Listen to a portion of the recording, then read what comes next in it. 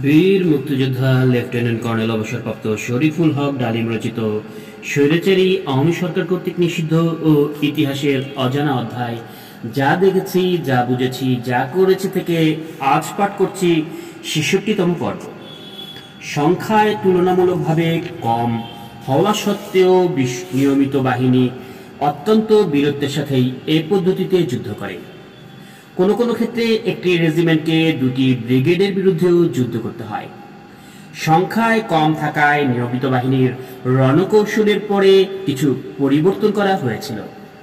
কমান্ডাররা ছোট ছোট পেট্রোল বা ছোট ছোট কোম্পানি প্লাটুনের অংশ দিয়ে শত্রুপক্ষের তুলনামূলক অধিক সংখ্যক সৈন্যকে ইনজুরিড করে রেখেছিল। একই সাথে শত্রুর উপর আচমকা হামলাও চালানো হচ্ছিল। এভাবেই চট্টগ্রাম, কুমিল্লা, সিলেট, রাজশাহী, দিনাজপুর, যশোর, খুলনাতে যুদ্ধ পরিচালিত হচ্ছিল। সে সময় মুক্তিযোদ্ধা কমান্ডাররা বুঝতে পারছিলেন কেবলমাত্র নিয়মিত পন্থায় যুদ্ধ চালানো সম্ভব নয়, কারণ তখনকার পর্যায়ে মুক্তিযুদ্ধ পরিচালনা করছিল সর্বমোট 5টি ব্যাটালিয়ন। তাদের সাথে ছিল ইপিআর, আনসার, মুজাহিদ, পুলিশ, ছাত্র, যুবক ও জনতা। কমান্ডাররা ছাত্র যুবকদের অল্প কিছুদিনের ট্রেনিং দিয়ে তাদের হাতে অস্ত্র তুলে যুদ্ধার সংখ্যা বাড়ানোর চেষ্টা করেন। এ ধরনের শক্তি দিয়ে পূর্ব পাকিস্তানে পাক বাহিনীর 3-4টি ডিভিশনকে বেশি দিন ঠেকিয়ে রাখা কিছুতেই সম্ভব ছিল না। তাদের উপযুক্ত আক্রমণের মুখে মুক্তিযুদ্ধের প্রতিরোধ ক্রমশ দুর্বল হয়ে পড়েছিল।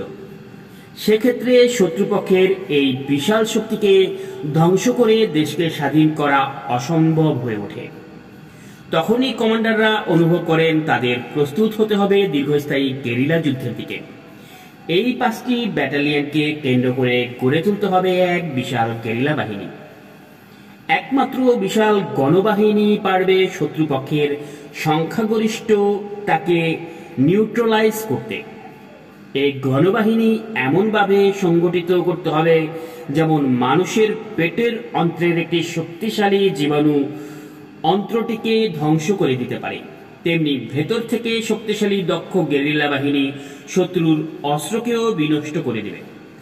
এছাড়া দেশকে স্বাধীন করা সম্ভব নয়, কারণ শত্রুপক্ষের সংখ্যা বেশি, ওদের বিমান বাহিনী রয়েছে, তাছাড়া সম্বলও তাদের অনেক বেশি। কর্নেল ওসমানীর কথা শুনে মনে প্রশ্ন দেখা দিল।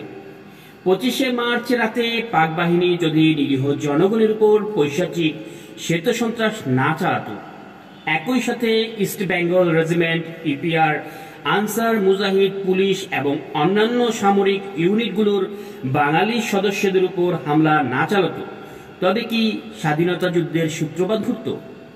স্বাধীনতার সংগ্রামে ঝাঁপিয়ে পড়তেন বাঙালি বীর জওয়ানরা।